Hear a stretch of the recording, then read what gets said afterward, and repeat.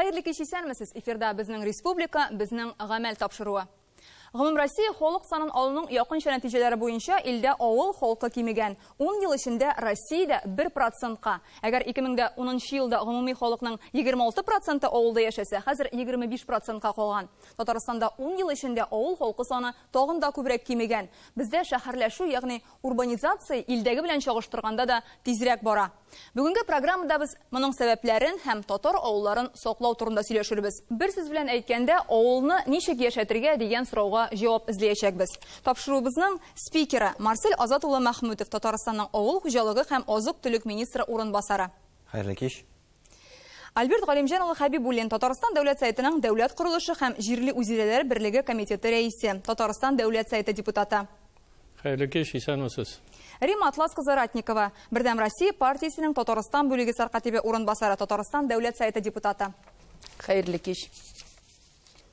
Айдар Фуат улы Хәйретдинов, Балтач районы башкарма комитеты җитәкчесе. Хәерле кич, исәнмесез. Исәнмесез. Программабызда катнашалар Илгиз Фәрит улы Ханбиков, Буа районы башкарма комитеты җитәкчесе урынбасары. Альберт Әхмәтҗан улы Бурханов, Татарстанның татар төбәкчеләре иҗтимагый оешмасы рәисе, тарихчы. Хәерле кич. Рауль Әнвәр улы Хәйретдинов, Казан дәүләт ветеринария академиясының кафедра мөдире, профессор. Хәерле кич. Илгизер Халит улы Курбанов, Кукмарай районы Янил авыл җирлеге башлыгы. Исәнмесез. Илшат Рифат улы Әхмәтҗанов, Питрәч районы Шәли авылы җирлеге башлыгы. Хәерле кич. Нияз Альфред улы Усманов, Әлдермеш авылы җирлеге башлыгы. Исәнмесез. Программабызга бирелгән 1 сәгатькә якын вакыт эчендә без авылның киләчәге турында фикер алышырбыз, әңгәмәләр корырбыз. Илдә һәм Татарстанда шәһәр халкы арта бара, авыл халкы киресенчә кими. Моны без соңгы 40 елда, 90нчы еллардан башлап күзәтәбез. 50 ел элек кенә республикада халыкның яртысы авылда яшәгән. Менә соңгы 3 җанисәп нәтиҗәләре. Татарстан буенча 2002 елда шәһәр халкы 73,8% булса, авыл халкы 26,2%. 2010 елда шәһәр халкы 75,4% булса, авыл халкы 24%. Там бераз күбрәк. 2021 елда шәһәр халкы 76,8% булса, авыл халкы 23% калган. Демәк, соңгы 10 елда авыл халкы саны 1,4%-ка, уртача 50 меңләп кешегә кимегән дигән сүз. Тулы авыллар юкка чыга. 2002 елда республикада 49 авыл юкка чыкканлыгы ачыкланса, 2010 елдагы җанисәп буенча 36 авыл бетүе билгеле. Авылларның юкка чыгу процессын галимнәр дә күзәтә. Альберт Әхмәтҗанович, сез менә татар авыллары юкка чыгу турында төрле конференцияләр уздырган кеше. Менә шәһәрләшү процессы бездә кайчан башланды һәм аның сәбәпләре нәрсәдә?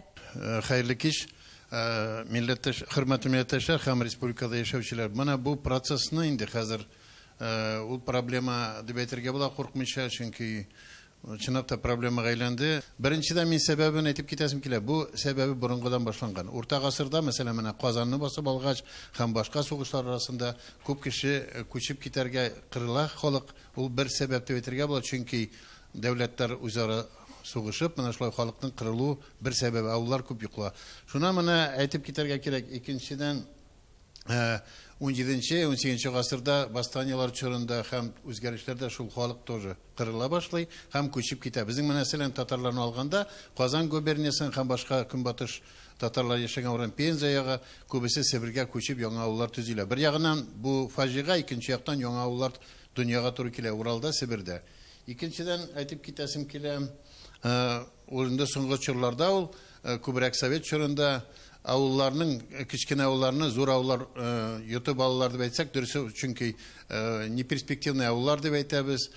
Шул проблема, шуның өчен мәктәпләрне әлдә берләштерү бара, шуның аркылы милләт факторы да югалып бара. Мәсәлән, Курган өлкәсендә генә үзем беләм, аның сәбәпләрендә мәктәпләр ябыла, рус мәктәбенә татар мәктәпләрен. Шул безнең авылларның югалуга татар милләтенә бик файдасы юк. Чөнки авылда киткән кешеләр руслашалар, югала үз телен һәм гореф-гадәтләрен. Өченче моментны әйтәсем килә. Менә шул ук сәбәпне әйтәсем, 50нче елларда безнең Куйбышевский водохранилище төзегәндә һәм зур шәһәрләрнең Җәлил, мәсәлән, Октябрьскин төзегәндә күп менә Ознакай районында, Сорман районында һәм Көнчыгыш Татарстанда бик күрелә. Ул башка җирләрдә шул ук сәбәп авыллар югала. Безнең менә хәзерге Казанны бер яктан зур үсә, бик матур шатланабыз. Икенче яктан бу фаҗигале ягы да бар, чөнки Казан безнең полисос шикелле халыкны тартып ала. Өченче башкалар дип әйтәбез, шатланып бер яктан. Ләкин монда аның сәбәбе шул. Шуннан өченче момент, дүртенче момент демография мәсьәләсе. Бер яктан әйтәләр менә булай уйнап кына әйтсәләр дә, авылларга газ үткәргәч балалар әзәйди. Чөнки чынлапта хатын кызның роле үзгәрә, хатын кызлар һәр балалар табырга бик тырышмыйлар, һәм үзегез беләсез, гаиләләргә материал яктан да җиңел түгел дип әйтәбез. Бер яктан шулай, икенче яктан Германияны карагыз, бик матур яшиләр, ләкин балалар әзәя. Европада да шул хәл. Россиянең экономик модели дөрес түгел. Безнең авылларга игътибар итмиләр. Соңгы елларда без күп чит илләргә ориентир итеп, Европадан һәм башка Америкадан азык-төлекләрне алып тордык, һәм авылга игътибар итмәк. Менә бу проблема. Хәзер генә Алла бирсә, аңа да игътибар итә башларлар дип уйлыйм. 1990-2003 елда Россиядә 23 мең авыллар югалган. Авыллар югалган. Шуның инде Татарстанда 1200 авыл юкка чыккан, һәм 20-21 гасырда Россиядә 150 меңгә якын авыллар югалган. Авыллар югалмасы өчен безгә хәзер игътибар итеп бер дәүләт программасы төзәргә кирәк, уйларга кирәк. Мәсәлән, менә безнең перспективный авыллар бар. Мәсәлән, аларның янында агломерациялар төзү, мәсәлән, Казанга якын булган, мәсәлән, Питрәч районында вәкилле бар аларның. Рәхмәт, Альберт әфәнде, без моның турында программабыз барышында сөйләшәчәкбез әле, әңгәмәгә кушылырсыз. Хәзер ни өчен халык шәһәргә китә һәм китмәсен өчен ни эшләргә? Бу сорауны без Казан урамнарында халыкка бирдек һәм менә шундый җаваплар ишеттек. Экранга күз салыйк. Ни өчен шәһәргә күченәләр яшьләр? Авылда калмыйлар. Эш юктыр. Шуңа күрә Тагын күчәләр. Анда акча да юк. Сәбәпләре яшьлектә күрәм мин аны. Яшь кеше барыбер да матурлыкка, ансатка ымтыла дип уйлыйм мин. Яшь узган сайын барыбер аңлыйсың, җир үзенә тарта. Авылда эш юктыр. Колхозларны яптылар, шуңа яшьләр инде шәһәргә тартылар. Укыйлар да, калалар. Мин күченмәс идем, хәзер кире кайтыр идем яшьлегемә. Мин бөтен яшьләргә әйтәм, кайтсыннар авылда, урын күп, җирләр күп, пустой җирләр. Авыл җирендә эш юктыр инде бәлкем. Хәзер күбесе укулар, эшләр монда күбрәк бит инде. Шу сәбәпле күчәләрдер бәлкем. Современный садиклар, мәктәпләр юк инде. Шәһәрдә развитие балалар өчен күбрәк. Авыл җирләрен бер караганда бик матурладылар, асфальтлар салдылар, яңа биналар төзеделәр, яңа мәдәният сарайлары төзеделәр, яңа медицина учрежденияләре төзеделәр.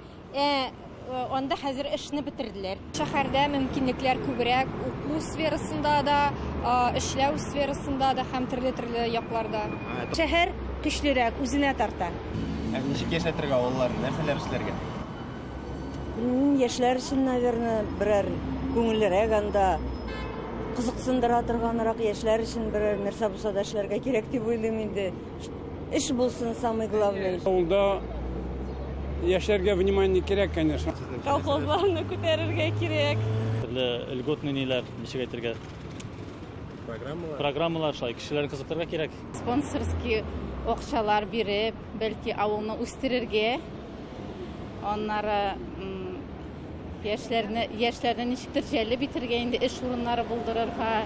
Яшьләрне кызыксындыра торган чаралар үткәрергә кирәк. Шулай итеп яңадан авылларны төзекләндереп, авылларга яшьләрне кайтарсалар, без бик шат булыр идек. Менә авылның киләчәге турында менә шундый фикерләр. Бүген Татарстан авылларында күп тә түгел, аз да түгел 941 мең кеше яши. Марсель Азатович, менә кайсы районнар гөрләп торган авыллары белән мактана ала, кайсыларында үсеш юк? Барлык районнарда федераль һәм республика программаларында бик актив катнашалар. Шул ук вакытта республика буенча ситуация бик чуар. Мәсәлән, Кукмара, Саба, Мамадыш, Балтач районнары бу эштә алдынгы районнар дип санала. Калган районнарда үзенчә бик тырышып эшлиләр бу программалар белән. Демография, ягъни туучылар буенча районнарның күрсәткечләре кызыксындыра. Республиканың социаль яклау министрлыгы мәгълүматын җиткерү өчен Илгиз Фәритович сүзне сезгә бирәм. Берничә ел рәттән ил буенча һәм шулай ук Татарстанда туучылар саны кимү күзәтелә. 2020 елның январь-апрель айларында Татарстанда туучылар саны 11700 кеше. Бу 2021 елның шул ук вакыт белән чагыштырганда 8.5%-ка кимегән. Үлүчеләр саны 16445 кеше. 2021 елның январь-апрель айларында бу сан 16925 кеше иде. Халыкның табигый кимүе 4745 кеше. Узган ел белән чагыштырганда 14.8%-ка арткан. Шундый саннар инде. Рахмәт. Татарстанда шәһәрләшү процессы бөтен ил буенча чагыштырганда да активрак бара. Менә дөньяда урбанизация күренешенә игътибар итсәк, 100% шәһәр халкыннан торган илләрдә бар. Бу илләр икътисади яктан алга киткән. Әйтик, менә күзәтүләр шуны күрсәтә, ил икътисада никадәр алга киткән булса, анда шәһәрләшү процессы да тизрәк бара.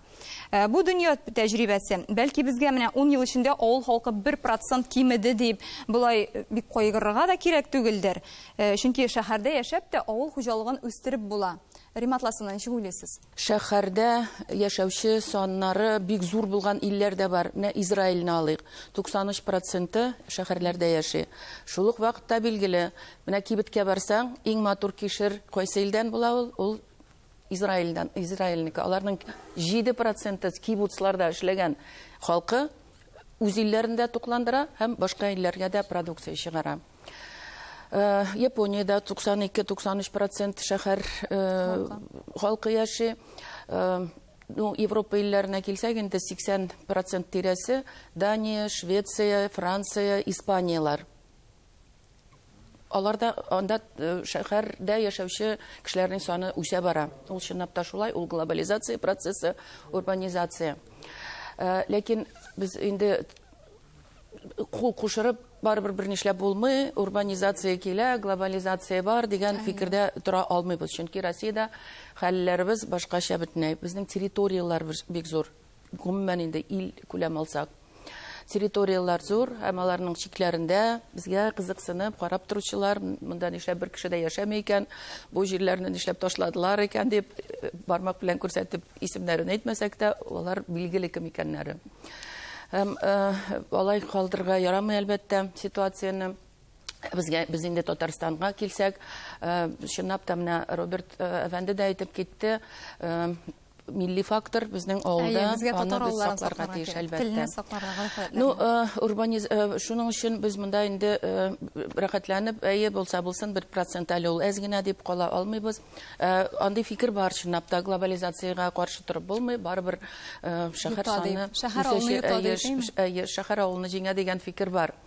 Миңа калса урбанизациянең аны ике мәгънәдә аңлап була, аның ике модели бар. Беренчесе шул менә пылесос кебек сез әйткәнчә, Роберт әфәнде, авыл халкын үзенә тартып, авылда яшәүчеләрнең саны киметү. Икенче моделе аның киресенчә авылны үстерү. Менә шәһәр шартларын авылда булдыру, инфраструктуралар булдыру, анда уңайлы шартлар халык яшәү өчен тудыру, менә эш кирәк диделәр инде күп. Без инде әлбәттә сораштырган кешеләр монда анда шәһәрдә яшәүчеләр, алар авыл халкыннан сораштырсак, алар башкача әйтерләр, башка фикерләр белдергән булыр иде бәлки. Ләкин шул төп эшләр менә шушы эшлисе эшләр инде. Андый программалар бар. Безнең ул бихисап авыл хуҗалыгында эшләүче программалар, аларны әле тукталып әйтеп тә китербез. Миңа калса менә шушы икенче юл белән барып, урбанизация нигездән астан үстерү, урбанизацияләү, астан урбанизацияләү. Менә шушы юлдан барырга кирәк, чынлап та төрле программалар булдырып һәм авылны игътибарсыз калдырмыйча. Безгә чынлап та менә авылны саклауның, авылның үстерүнең төп асылы да шунда. Безгә телне сакларга, гореф-гадәтләрне сакларга, шуның өчен безгә татар авылларын саклап калу һичшиксез кирәк. Икенче яктан карасак, менә авылда яшәүчеләргә бит сез безнең милләт тоткысы, сез менә сез китсәгез без ни эшлибез, сез авылда яшәгез, сезгә бернинди шартлар юк, сез барыбер дә авылда яшәгез. Алай да булмый бит. Без үмитләр баглыйбыз, ләкин аларга шартлар тудырырга кирәк. Шул шәһәр шартларын авылда тудырырга кирәк. Дөрес әйтәсез, Римат Ласына, менә дәүләт программалары. Безнең Татарстан ул юлдан, сез әйткән юлдан бара инде. Менә дәүләт программалары булдырыла. Субсидия, грантлар бирелә авыл хуҗалыгы өлкәсендә һәм күп кенә социаль инфраструктуралар төзелә. Айдар Фатович, менә Балташ районында бу программалар ничек актив эшләп китә алдымы? Хәерле кич. Шунда менә Балташ районында бу булган программаларда актив катнаша. Быелгысы гына 2022 елда без шушы программа нигезендә 4 йорт төзәячәкбез. Клублар, мәктәпләр ремонтланыла. Сүздә юк, һәрбер кабул ителгән программада катнашыр өчен башта үзенең күпмедер инвестициянең чыганаган булырга тиеш, инде әзер проектлар булырга тиеш. Аллаһка шөкер, без инде бүген көндә Балташ районы менә авыл хуҗалыгы районы, безнең җирлектә бүген көндә 20 авыл хуҗалыгы предприятиесе эшләп килә. Авылда, димәк, инде безнең авыл хуҗалыгы предприятиесе эшләгәч, фермасы да бар, машина, трактор паркы да бар. Кешегә эшләр урыннар бар дип әйтәсе килә. Һәм инде алар безнең шушы авылны яшәтүче эшмәкәрләребез дә, шушы авыл хуҗалыгы предприятиеләре, алар безнең авылны яшәтүче эшмәкәрләребез, инвесторларыбыз да. Без алар белән горурланабыз. Нәрсә әйтәсе килә? Менә программаларның кайберләре әле җиргә төшеп бетмәгән.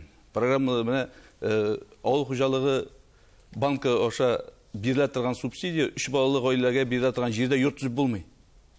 Хәтта ул авыл җирендәге йортлар төзү өчен бирелгән акча булса да, каралган программа булса да, без ул турыда инде мөрәҗәгать иттек, ләкин әлегә үзгәреш юк. Шуңа күрә кабул ителгән программаларны менә урыннардагы җитәкчеләр, урыннардагы кешеләр белән киңәшләшеп кабул ителсә, ул күпкә җайлырак һәм отышлырак булыр дип әйтәсе килә инде. Авылларны яшәтер өчен минемчә бүгенге көндә авылдан шәһәр ясап булмый. Авыл ул эшли торган җир. Эшләп яшәр өчен мөхит һәм анда шунсыз яшәп булмый. Авылда яшим дисәң, һөнәр белергә кирәк. Эштән курыкмаска кирәк. Аның асылында ята тәрбия. Бүгенге көндә без нинди генә программалар уйлап чыгарсак та, әгәр дә безнең тәрбиябез юк икән, әти-әни үзенең баласын дөрес итеп тәрбияләми икән, безнең авылларның киләчәге юк. Әгәр дә әти-әни баласын үстергәндә, улым, син төп нигезнең саклаучысы булачаксың. Үзебезнең милләтнең ватанпәрвәр кешесе буласың. Менә авылны яшәтүче кешесе син буласың дип тәрбияләп үстерсә, авыллар безнең яшәячәк. Безнең бүген көндә булган клублар, мәктәпләр, алар эшләсен өчен анда балалар булу кирәк. Менә безнең 21 елда 339 бала туды, 459 кеше бакыйлыкка күчте. 19 елга хәтле без әле уңай демографик сондар белән килдек моңарчы. Менә шушы коронавирус вазгыяты безнең инде тискәре күренеш бирде. Әйтергә кирәк, яшьләр бүген көндә бездә дә китәләр. Әгәр дә 10 ел элек безнең 299 гаилә корган булса, яшьләребез гаилә корган булса, 2021 елда ул безнең 159 гына бар. Бу бит инде гаиләләр булмаса балалар булмый дигән сүз. Һәм инде менә туган балаларын да аларның күбесе 3-нче һәм 4-нче балалар. Сүз дә юк, бу безнең гаиләләрнең ныклыгы турында сөйли, ләкин бит беренче бала булмый икән, аны димәк икенчесе булмый дигән сүз. Беренче балалар саналу ким. Монда бу авылны яшәтер өчен төрле яклап уйларга, төрле яклап эшләргә кирәк, чөнки авылны тик торганда гына акча да биреп булмый кешегә. Шул вакытта авылда калган, хезмәт иткән кешегә төрле льготлар да бирергә кирәктер дип саныйм, чөнки менә авыл җирендә яшәгән кеше бит йортын үзе сала. Үзе йорт сала да Төркиядә һәм шуның өчен имущество налогы түли. Ул бит инде бер якарасын йорт сала өчен күп хезмәт кирәк. Шул үзен төзегән өчен тагын налог түләргә кирәк. Бәлки менә шушындый безгә инде авылда яшәп калган кешеләргә уңай чаралар, карарлар кабул итәргә кирәктер дигән фикерем бар минем. Бусы белән килешеп бетеп булмый, Айдар Фатович, чөнки хәзер бушлай бирелә торган яшәү урыннары юк, бернидә дә фатирлар өчен дә түләп. Аннары инде безнең салым базасы кими, аннары хәзер барысын авылда кешегә бар. Азат итә башласак, Чөнки менә бөтенләй дәүләт ягыннан, хөкүмәт ягыннан ниндидер конкрет булсын, ул ниндидер арада 10 елгамы, 15 елгамы, менә действительно бер аякка басканчы, бер реаль эш, менә именно программа дибез бит. Яңа программа кирәк дип, аны Патрушев та әйтте бит инде. Яңа теге милли программа кирәк дип. Шуңарга ниндидер бүгенге законга туры килмәгән булса да, ниндидер конкрет эшләргә кирәк. Законнар чыгарырга кирәк. Кызыксындырырга керек шул. Кызыксындырырга Аннары керек. бит Айда Фатович менә сез милләтпәрвәр итеп тәрбияләргә кирәк дисез, дөрес. Ә безнең бит андый шундый фактлар да бар. Авылда яшәгән әти, әни баласын төртеп бар шәһәргә кит, тиреслектә ятты гомер буе, син безнең язмышны кабатлама, анда рәхәт тормыш көтә сине дип этеп төртеп чыгарып җибәрәләр. Андыйлар да бар бит. Бар сүзе. Ә шәһәрдә кем була ул? Ул бит тиз генә яхшы эш таба алмый, ул тиз генә фатир төзи алмый, ул шул трущобный урбанизациягә бер кешесе булып әйләнеп, анда да ул бәхетле була алмый. Шуның өчен бәлки чынлап та, бәлки түгел, чынлап та авылда эзләргәдер яхшы тормышны. Һәм шартлар тудырып әлбәттә. Шартлар тудырырга кирәк. Бүгенге көндә инде әти-әниләр сүздә юк, үзләренең балалары, үзләренә һәм балаларына уңай мөхитне эзлиләр. Алар күбрәк менә балаларның киләчәге өчен борчылып яшиләр. Әти-әни бөтенебез дә шулай бит, үзебезнең балаларыбызның киләчәге матур булсын дибез. Ләкин бит без дә шул авылдан үсеп чыккан балалар. Без дә бит менә без дә шундагы мөхиттә тәрбияләнгән балалар. Һәм бүгенге көндә без сезнең республика күләмендә шушы сорауларны киңәшләшеп утырабыз икән, без бит димәк бу дәрәҗәгә хәтле җиткәнбез, шушы мөхиттә тәрбияләнеп. Әти-әниләр безне шулай тәрбияләгән. Әби балаларыбызга бит белем һәм нигезен салганнар шулай бит. Димәк безнең дә әйтер фикеребез бар ул турыда. Жүздә юк, авылда матур объектлар булырга тиеш, балаларны шөгыльләндергән мөмкинлекләр булырга тиеш. Менә Балтачта музыка мәктәбе бар, 600-гә якын бала шөгыльләнә. Аның 7 филиалы бар.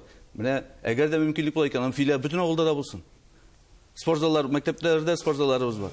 Аларда бөтен кешегә дә ачык, ләкин тренерларыбыз җитеп бетми. Авылларда тренерлар, ул мәктәп физкультура укучысы бар, спорт мәктәбенең тренерлары бар. Ул һәрбер мәктәптә түгел, һәрбер авылда түгел. Әти-әни һәрбер сустрый үзе янында булу. Шулык бүгенге законнар нигезендә ниндидер нормативлар бар. Ул нормативлар мөмкинчелек бермәй менә сез әйткән эшне авылларда эшләргә. Шуңарга әйтәм, ниндидер үзенчәлекле нитеге законда үзгәрешләр булырга тиеш. Авылга багышланган, конкрет авылга, авыл җиренә багышланган законнар үзгәрешләр кертелергә тиеш. Шәһәр җиренә кабул ителгән закон авылда әле эшләп бетерми. Менә сез әйткән кагыйдә буларак 3 километр якынлыкта клуб мәдәният йорты бар икән, бу авылда клуб төзелә алмый. Алай булырга тиеш түгел. Һәрбер авылның бик җылы урынында булырга тиеш. Мин монда килешә алмыйм, чөнки авылда кеше булмаса, анда клуб төзесәң дә, хан сарайлары төзеп куйсаң да, алар буш басып торачак барыбер дә. Кеше булма, башта кеше булырга тиеш. Ә кеше булыр өчен эш булырга тиеш кешегә, хезмәт хакы булырга тиеш. В общем, бик катлаулы мәсьәлә бит. Менә барсы да бер белән бәйләнгән. Заманасында бит, менә сез искә төшердегез инде. Менә мин дә ул вакытта инде эшлидер, 80 елларда бит әле бар. ЦК партиядан чыккан перспективный, бесперспективный авыллар турында. Но шул вакытта мин вакытта үземчә аны сүгәдерим. Но шул вакытта алар бит тоже күргәннәр, коммунистлар күргәннәр. Бүген технологиялар үзгәрә. Әле программа стобары, бер комбайнга 100 гектардан күбрәк, кимрәк тә күбрәк тә тиешле. Көчләп бирәләр комбайнларда. Бирәләр бит. Ну шул вакытта механизатор саны ул вакытта да киме башлаган бит. Авылларны ирләндерә башладылар. Но шул вакытта идеология бар бит. Класс белән бит фермада калалар. Мин, например, әйтерем, булырга тиеш ким дигәндә 3 еллык, ул тем более хөкүмәт акчасына укыган икән, ул ким дигәндә 3 ел эшләргә тиеш. Андый тәкъдимнәр дә бар. Без алга таба утырда да сөйләшәчәкбез әле. Шатыр Фатович, менә Шәле авылы буенча караганда терлек асраучылар күпме? Без беләбез инде менә районда терлек саны кими хәзер менә. Бу эшмәкәрлек программалары ярдәм итәме халыкка баш санын саклап калуда, ничек менә? Сез монда әңгәмә бик көчле бара. Шуннан дагы менә авыллар бетәбез дибез. Моның өчен койгырга кирәкмәс. Мин тамак бетте, кичә Сабантуйда куаты җырланган. Нәрсә дип әйтәм? Менә безнең үткән елда авылыбызда 1112 җорт булса, быелгы статистика паспортизация үтте. 1220 җортыбыз бар. Үткән ел кеше санына килгәндә 3078 кеше булса, бүгенге көндә 3115 кеше уже теркәлгән авылда. Теркәлгән кешеләр генә әле бу. Мин нәрсә әйтәсем килә? Теге һәр совещаниедә җыенда мине Фәрд Хайруллович һаман әрләй. Вот Шәле хайван сыерын бетерә ди, аны бетермичә булмый. Бетермичә нәрсәгә бетерәсең? Шәле янынан гына М7 трассасы үтә безнең. Элек Анда бер рәтле генә булса, хәзер 2 рәтле. Ул 2 рәтле трассада 4 барьер төзелгән. Безнең көтүлекләр урман ягында, Питрәшкә кадәр район үзәгенә кадәр барып көтәдерик элек. Анда хәзер чыгып булмый. Шул юллар салынганда, нәрсә әйтәсем килә, уйланмаган авыл халкында яшәүче, халык турында уйланмаган фикер йөрткән кеше. Авыл халкы ул авылда яшәгәч сыер хайван тотырга тиеш. Хайванны менә буш ашату ул җәйгә ул көтүлеккә чыгарып җибәрә. Иртән көтүлеккә савадагын сыерын көтүлеккә чыгарып җибәрде, кич кайтты. Сауда авыл халкы да яшәүчеләрне теге соңга сукмаганнар булса инде элек. Хәзер ярый менә соңгы вакытта суга башладылар. Нәрсә юллар төзелгәндә дәген авыл халкының фикерен сорыйлар.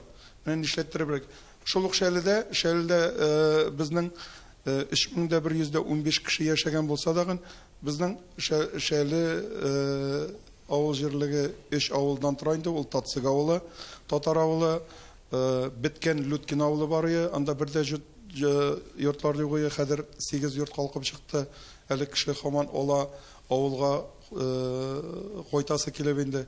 Может М12 трассасы хәзер Мәскәүдән Шәле трассага, Шәлегә юл ачалар. Алла берсә Мәскәүгә барып тугарыклар сата башларбыз әле. Нәрсә әйтәсем килә, бөтен проектны алганда менә авылда яшәгән кешеләрнең бәрдәр фикерен тыңларга кирәк. Теге нәрсә диләр, сыер салонына килгәндә безнең 238 сыерыбыз калды инде, сыер башы. Сыер башы кимиткәннән дәген кеше теге җыклап калмады, сыерын бетерде. Кеше, например, инвестор колхоз 15 тәңкәгә саткан чиракта дәген безнең авылдагы сыер тотучылар Казанга барып 50 тәңкәгә саталар сөтләрен. Сыер биткән кешеләр менә Дубровка авылына менеп 15 тәңкәдән алмыйлар, 25 тәңкәдән алалар сөтне. Шуннан сөтне алып төшеп, аертып, нитеп, Казанга барып, опять-таки үзенең бюджетын тутырадыр, кесәсен, кесә калынлыгын. Эшмәкәрлек белән шөгыльләнә. Эшмәкәрлек белән шөгыльләнә. Именно. Аннары тагын нәрсә әйтәсе килә. Менә хәзер интернет шырында авылларда бөтен бер бар хәзер. Менә үзебезнең авылда гына 2 мәктәбебез бар. Балалар бакчабыз бар. 120 балалар бакчасы булса да, анда 145 бала тәрбия ала. Үзебезнең почта бүлекчәбез бар, амбулаториябыз бар, пожарный частьбыз бар, Сбербанкыбыз бар. Бөтен әйберебез бар, спорт площадкабыз бар, былтыр гына аякка басты паркыбыз бар. Авылга күченеп кайтучылар бармы? Әйтмәсәм, менә 1100 еллык менә татар безнең Равил хәзрәт мөфтиебез Гайнетдин кайтты дагын. Авылда иске ен нитеп, сүтеп, жаңа үй калкып чыгачак, Алла берсә икенче кайтырга. Может, Равил абый да монда кайтып җитер әле. Камил абый да кайтты, даже язучы Камил абый да безнең шәлегә кире кайтты. Авыл бетә дип әйтмәсәм, монда тырышлык кирәк. Һаман җук дип утырып түгел, именно авылга, авыл җирлегенә карата мөнәсәбәтне арттырырга кирәк. Шул ук шуннан дагы хәзер интернет нәрсәсе ачасындагы менә Казан шәһәренә 70 миллиардлык юл салыначак дип. Шуның 100 генә миллионы менә шул авыл җирлегенә китсә, дәүр авыллар, бетмәгән авылларга юллар да салынса, анда яшьләр җабышып ятачак. Аннары тагын нәрсә әйтәсем килә, авылда калырга җәлеп итер өчен авылда яшәгән, авылда чыккан яшьләргә җир участокларын хотя бы ниндидер процент белән хәзер бит нәрсәгә куябыз, аукционга куябыз. Аукцион аркылы әллә каян кирәләрдәген акчалы күп кешеләр оталарда теге нәрсәне әпәт акча шиләр шул җир сатып. Авылда чыккан кешенең яшьләргә ниндидер дәүләт программасы уйлап табып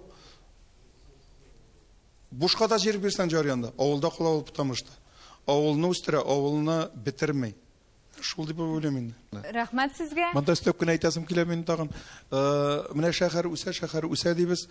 Шәһәрдәге бер предприятиене гына алып, шәле авыл җирлеге янына куеп, эшчеләр дә кирәкмәс. Анда авылда алып килеп тә эшләтергә кирәкмәс, автобуста җибәрергә кирәкмәс.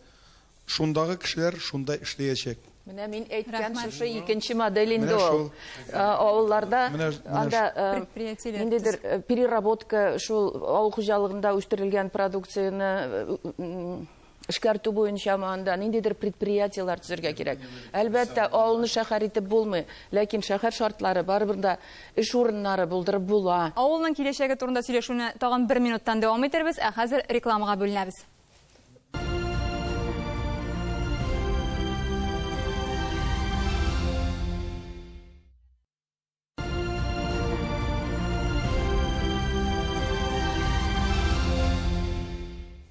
Хәерле кич исәнмесез. Эфирда безнең республика, безнең гамәл тапшыруы. Программабызны дәвам итәбез. Авылның киләчәге турында сөйләшәбез. Илгизар абый, менә без бит инде әйттек, безнең менә шундый зур авыллар бар дибез. Менә Вахит авылы нәкъ шундый авылларның берсе. Сөт савып, эшмәкәрлекне үстереп, көн күрә.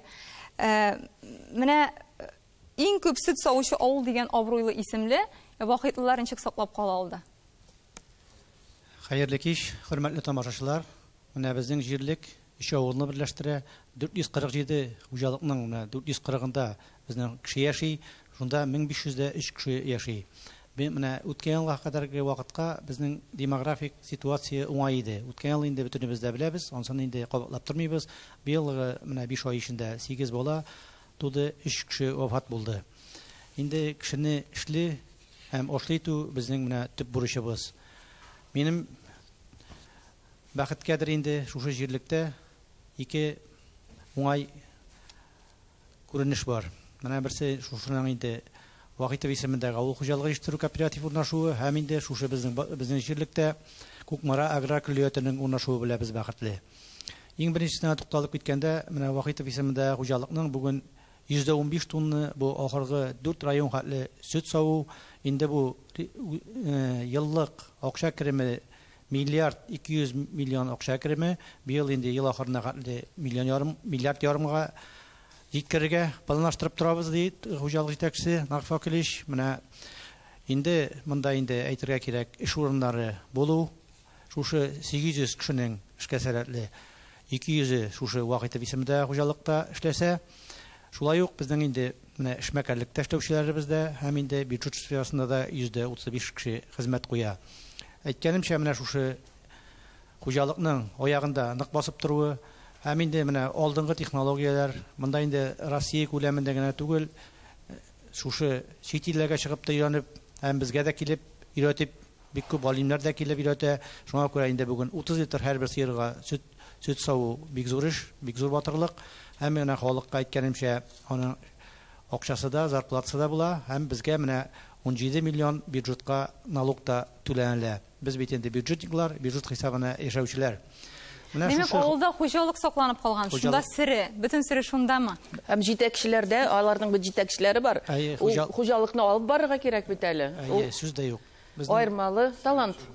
Безнең инде менә хуҗалыкның җитәкчесе Нарфа Килеш бик колхозны бетермәде, үстерде. Шуңа күрә менә бүген әйткәнемчә шуның хәтле производство, инвесторлар килмәде. Шулай ук менә эшмәкәрлекләрне үстерүдәген 25 эшмәкәребез бар. Анда да безнең 100-гә якын кеше хезмәт куя. Ансы икенче менә фактор булса, шулай ук әйткәнемчә менә бюджет сферасында эшли, бөтен социаль объектларыбыз эшләп килә. Урта мәктәптә 139 укучы, башлангычта мәктәп безнең башлангыч мәктәбебездә дә 49 бала белем ала. 2 балалар бакчасында менә 95 бала йөри, өйдә торучы балаларыбыз да 55ләп. Укырга киткән яшьләр кире әйләнеп кайта димәк. Авылдан безнең яшьләр китәргә бик атлыгып тормыйлар, чөнки менә шушы кешенең яхшы яшәве, социаль, экономик мәсьәләләрне хәл итүдә шу хуҗалыкның өлеше бик зур. Һәм инде менә республиканың бик зур бик күп программалар бар. Менә йорт салу буенча без менә 80-гә 20 программасы белән 2 йорт салдык. Спорт майданчыклары, менә безнең спорт майданчыгына шушы 2 авылга 4. Балалар бакчасы авыл сайын. Аннан соң инде менә шушы үзебезнең хуҗалыкның нык басып торган аркасында президентыбыз безгә парк фонтаннары белән бүләк иткән 10 миллионга. Безнең набережный дип аталабыз инде брусчаткалар ниләр җәелгән. Менә шушы эшләрне дәвам итәргә эшләү өчен менә шушы программаларда катнашырга кирәк. Шул шәһәр шартлары авылга килгәнендә, чынлап та. Менә Татарстан вакыт кебек зур авыллары белән бөтен Россиягә үрнәк булып тора. Юкка гына май азагында, менә күптән түгел, Россия иминлек советы сәркатибе Николай Патрушев җитәкчелегендә Казанда шундый зур киңәшмә узмады. Татарстан үрнәген тарату, бөтен Россиягә тарату иде максат. Николай Патрушев авыллар өчен көнүзәк проблемаларны атады. Әйдәгез экранга күз салыйк. Значительная часть селян имеют доходы ниже прожиточного минимума. Уровень безработицы выше, чем в городе. Низкой пока остается обеспеченность сельских территорий социальной инфраструктурой, особенно учреждениями здравоохранения, аптечными организациями. Не достигнуты показатели программ «Земской доктор» и «Земский фельдшер». Не менее остра проблема транспортной доступности. Неудовлетворительные условия жизни в сельской местности, недостаточная инфраструктурная обеспеченность и низкий уровень оплаты труда способствуют миграционному оттоку населения и снижению рождаемости. Уверен, что устойчивое развитие сельских территорий обеспечит улучшение демографической ситуации, остановит отток населения из малых городов и поселений, а за счет развития агрокомплекса укрепит продовольственную безопасность. Әлеге утырышта авылларны комплекслы үстерү программасы турында да сүз барды. Менә ул бит инде бүген эшли. Аның авылларга файдасын инде ничек эшли, Марсель Азатович? Бу программа 2019 елда 31 майда кабул ителде. Авыл территорияларын комплексно үстерү дигән дәүләт программасы бу. Аның чаралары авыл халкының торак шартларын яхшыртуга, аларны социаль мәдәни көнкүреш объектлары белән һәм инженерлык инфраструктура белән тәэмин итүгә юнәлдерелгән. Мәсәлән, 20-21 елларда 444 гаилә өчен 31 мең квадратный метр торак файдалануга тапшырылган. Авыл торак пунктларында 988 объект төзелде. Комплекслы торак төзелеше өчен майданчылыкларны комплекслы төзекләндерү буенча 7 проектны гамәлгә ашырылды. 6 торак пунктка 15-6 километр автомобиль юллар төзелде. Шушы программаның мөһим юнәлешләренең берсе авыл территорияларын заманча йөзү ведомство проекты буенча 25 социаль объект инженер инфраструктурасы объектлары башкарылган. Аның арасында 3 авыл клубы һәм 2 мәктәп ремонтланды. Бер физкультура сәламәтләндерү комплексы, 2 күп функциональ үзәк, 2 фельдшер-акушер пункты, 5 спорт объекты, 1 мәктәп, 1 блоклы котельный төзелде. 50 километр су белән тәэмин итү шелтәре һәм 10 километр су бүлү шелтәре салынды. 20-21 елларда эшләнгән генә эшләрне әйтеп киттем мин. 22 ел тамамлаштырылганда әле бик күп объектлар шулай ук төзелеп бетә. Моны төгәлрәк сөйләшеп китик әле. Менә безнең тапшыруда төрле районнардан, төрле җирлекләрдән катнашучылар бар. Һәм менә ничек керә аласызмы сез бу программага, менә бу комплекслы үсеш турындагы? Шушы программа нигезендә без узган гына 4 спорт площадкасы, 2 балалар площадкасы төзегәндә, майданчыгы төзегән. Менә анда керү җиңелме? Ничек керәсез сез ул программага? Бер авылда менә күп мәктәп, детсад функциялы үзәк төзедек һәм шул авылда клуб ремонтладык. Менә бер авылга гына безнең 100 миллионлык инвестиция килеп керде. Һәм су трассын без анда яңарттык, километрдан артык. Ул дөрес бик авыл җире өчен бик яхшы программа. Но әйткәнчә бу программа килеп керү өчен 10% монда инвестиция үзенеке булырга тиеш. Менә мин алдан да әйтеп киттем, безнең җирлектә бүгенге көндә 20 авыл хуҗалык предприятиесе үз аягында басып нык итеп эшли. Менә алар безнең шушы программага кергәндә нык ярдәм итүчеләр. Менә 100 миллионлык эшне безгә кайтарыр өчен 10 миллион безнең үзебезнең акча булырга тиеш. Һәм Кызыл Юл җәмгыяте аны шушы безгә спонсорлык итте.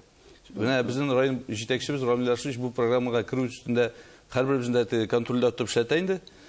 Менә 23 елга без хәзер 2 җирлекне әзерлибез бу программага керергә. Сүздә юк, программага керер алдыннан проектлар әзер булырга тиеш, проектлар экспертиза үткән булырга тиеш һәм Россия күләмендә программада җиңүләр өчен баллар тупларга кирәк. Аның тагын бер күрсәткече өстәмә эш урыннары булдыру һәм халыкның саны, демографик хәлләр. Менә анда бик зур бик дәү таблица тутырып җибәрергә кирәк инде.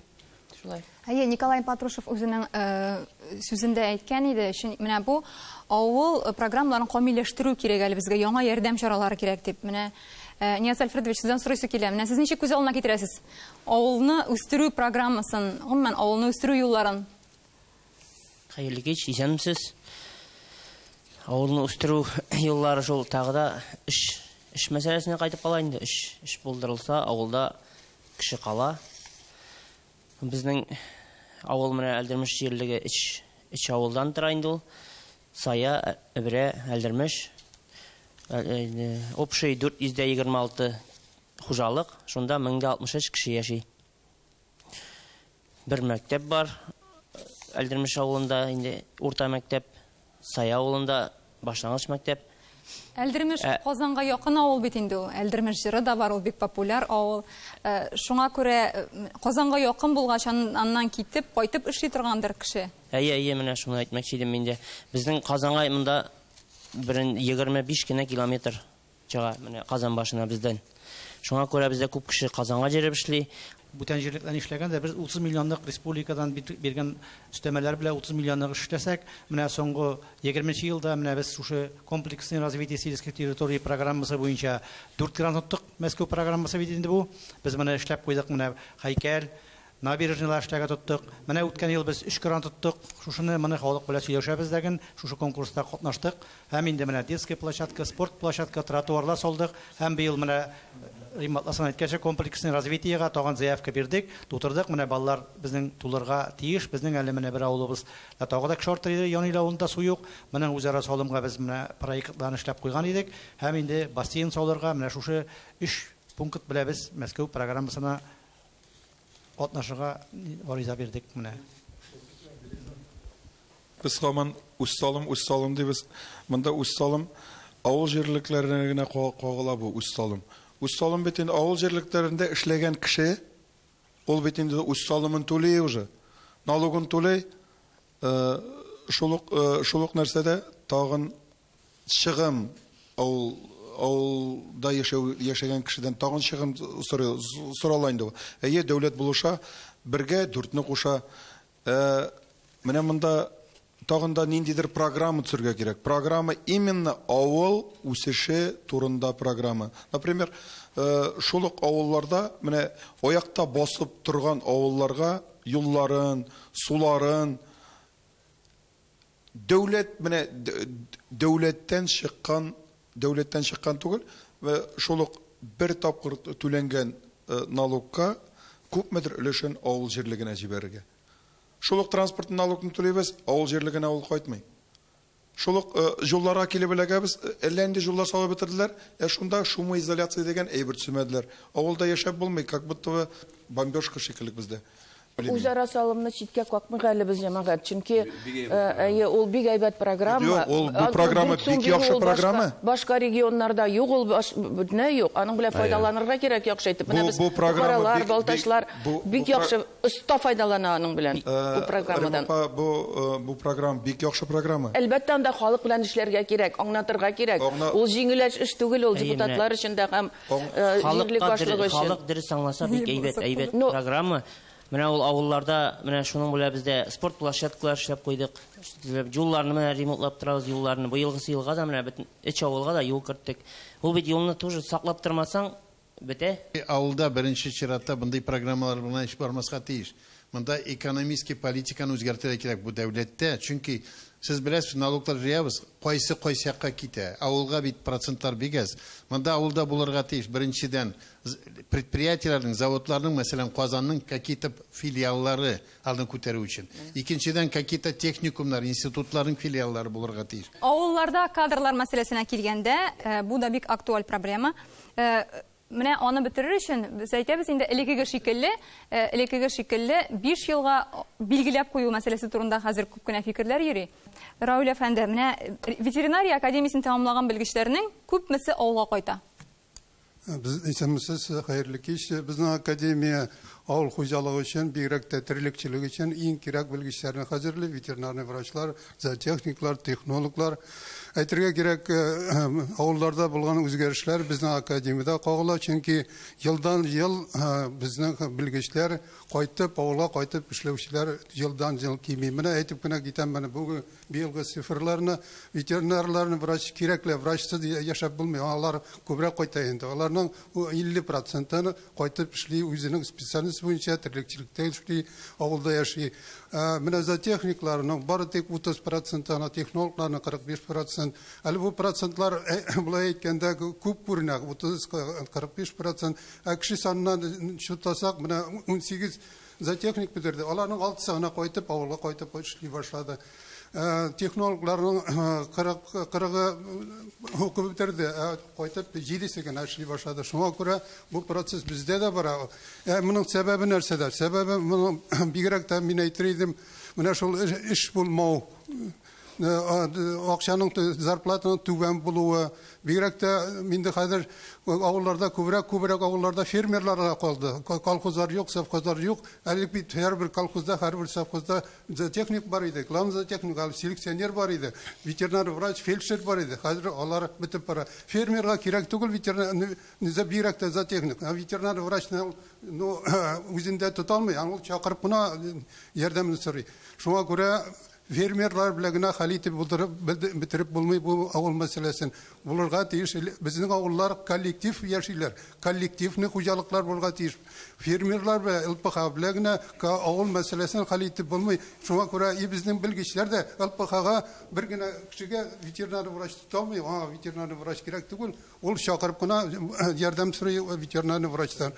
Шуңа күрә бу процесс безнең инде кимеде, элек менә без укыганда без 100 зоотехник бетердек, һәрбер елны 100. Хәзер без шуның яртысын гына хәзерлибез. Шундый ук ситуация ветеринарлар врачлы. Ихтияҗлар кимеде, чөнки хуҗалыклар юк барбыша. Барган кешедә бит бара. Авылларга яшьләрне җәлеп итү темасына тагын бер проект эшләнә. Ул Татарстанда укырга һәм эшләргә дип атала. Менә аның асылы нәрсәдә? Илгиз Фәритович, сүз сезгә. Дөрес, рәхмәт. Барысына да, шуннан да бик актуаль тема бүген обсуждать итәбез. Бүген көндә Татарстан Республикасы Президенты каршындагы дәүләт хезмәте һәм кадрлар департаменты белән Казан университеты, Казан дәүләт университеты белән берлектә идарә лидерлары программасы тормышка ашырылды. Аның идеясы авылларда кече шәһәрләрдә яшьләрне калдыру. Шуннан да бу проблема бик актуаль дип уйлыйм. Безнең район өчен әлеге бурычны хәл итү максатында район башлыгы Ранис Рафис улы Комардинов җитәкчелегендә төрле программаларда, төрле федераль һәм республика программаларында катнашабыз. Аларны яшьләрне үзебездә калдыру өчен biz iş урыннары һәм яхшы хезмәт хакында булырга тиешбез. Ләкин әле эшлисе эш күп, эш башланды гына. Бүген көндә опрос дип аталган, опрос провели. Күбесе яшьләр эш сорый. Яхшы эш һәм достойный зарплата дип атала инде, достойный зарплата белән эш сорый. Шул булса, авылда калалар, кече шәһәрләрдә калалар. Рәхмәт. Рәхмәт. Менә Дәүләт Думасында муниципаль берәмлекләр турында закон проекты беренче укылышта кабул ителде инде. Ул гомумән нәрсәне күз алдында тота һәм авылларга файдасы булачакмы аның? Әйтергә кирәк, беренче укылышка кергәнче, Дәүләт Думасына беренче укылышка кергәнче, бик күп полемика, бик күп обсуждениялар ил буенча булды, чөнки чыннан да илебезнең кайсы гына төбәген алмасак та, ул үзенчәлекле, ул Сахалинда бар, Якутиядә бар, безнең кебек Татарстаныбыз да бар. Ул иң аның төп максатларының берсе бу яңа закон кабул ителсә, безнең бер катлы система муниципаль одноуровневая система муниципальной власти бер катлы системага күчәчәкбез. Без аны депутатлар гына түгел, инде республика җитәкчелеге белән дә ул законны беренче укылышка кадәр да, беренче укылыштан соң да карадык. Менә бер катлы система турында әйткәндә, безнең ниндидер начарлык или тагын бер авылны бетерергә, тагын бер адым дип без аны үзебез кабул итмәбез, чөнки менә чыннан да авыл җирлекләрендә булган специалистлар, алар территориаль отделлары булып кала, администрациянең территориаль отделлары белән. Шуларга кеше саны эшләгән кешеләрнең арасында кыскарту дигән сүзнәдән без курыкмыйбыз. Ну, тагын да бер әйтәсе килә, менә бүгенгә бик катлаулы, потому что бик күп сораулар, меңләгән сораулар туа менә шу закон буенча. Ну, шунысын да әйтеп китәсем килә. Менә 131-нче закон кабул ителгәндә 2005 елда эшли башлады, беренче сайлаулар узды бит. Анда да безнең республикага туры килмәгән, бик күп иде туры килмәгән безнең сәясәткә, безнең инде традицияларга дип әйтим, пунктлар бар иде. Ләкин без аларны килештерә алдык. Анда бит менә 4 ел бар дисез, 4 ел бар главаны сайлар өчен, главаны булдырыр өчен районда. Аның 4-сенең берсе барыбер да безгә туры килә торганы була. Аны шуннан изләп табып, без барыбер да республикада уңай юл табырбыз дип ышанабыз. Ул шулай булыр да. Бердәм Россия партиясенең бит авылга кагылышлы Российское село шундый партия проекты бар. Һәм дә инде халык программаларында авыл темасы ничек күрсәтелә? Шул турыда ремонтласыңыз. Әйе, 2020 елда Дәүләт Думасына сайланганда Бердәм Россия партиясе халык программасы белән барды, һәм ул халык программасын халык белән бергә төзегән иде, чынлап та. Һәм анда бик саллы бер зур өлеше аның развитие села, авыл үсеше дигән программа. Һәм анда чаралар, әйтелгән чаралар, без күбесен бүген әйтеп чыктык, алар анда шактый. Шулар арасында менә искә алынган инде ипотека, льготная ипотека 20-80 дигән льготалы найм төзелеш инде. Һәм без монда бүген әйтеп узган авылда эре агробизнесны ярдәм итү, ярдәм чаралары һәм фермерлыкларында менә ул булган тигезсезлекне бетерү турында һәм анда бик күп башка чаралар да бар. Ләкин менә бүген сөйләшкән сүзләрдән соң минем шундый фикерем туды. Алар ул пунктлар инде, алар ничектер айрым-айрым төзелгән пунктлар. Менә Альберт әфәнде сез әйткән экономика, авыл экономикасына бурылу, моделне үзгәртү, бәлки бу турыда чынлап та уйлашырга кирәктер. Миңа калса, чынлап та үзгәртергә кирәк. Һәм алар үзгәрә дә бара. Менә бу булган программалар белән файдаланып та аны әле үзгәртеп була бик көчле итәргә. Һәм менә бу уздырыла торган киңәшмәләр, шул Николай Патрушев безнең республикада уздырган киңәшмә нәрсәне күрсәтә? Безнең республика без дөрес юлдан барабыз. Менә ул әйтеп чыккан кимчелекләр бездә бит алар минимизированный дип әйтим инде. Алар ул хәтле кычкырып күзгә бәрелеп тора торган түгел. Һәм дәүләтнең бу темага фикере шундый үзгәрер һәм карашы үзгәрер. Һәм без моны күрәбез, тоябыз. Менә авылны үстерү дидек, авылны үстерү юнәлешендә безнең Татарстан башка төбәкләргә үрнәк булып тора. Шулай да үзебездә хәл итәсе мәсьәләләр күп әле. Безгә бирелгән 1 сәгать вакыт тәмамланды. Игътибарыгыз өчен бик зур рәхмәт. Авыллар гөрләп торсын, авыллар үссен дигән теләктә бу тапшыруыбызны тәмамлыйбыз. Кунакларга бик зур рәхмәт катнашуыгыз өчен. Исән сау булыгыз. Сау булыгыз.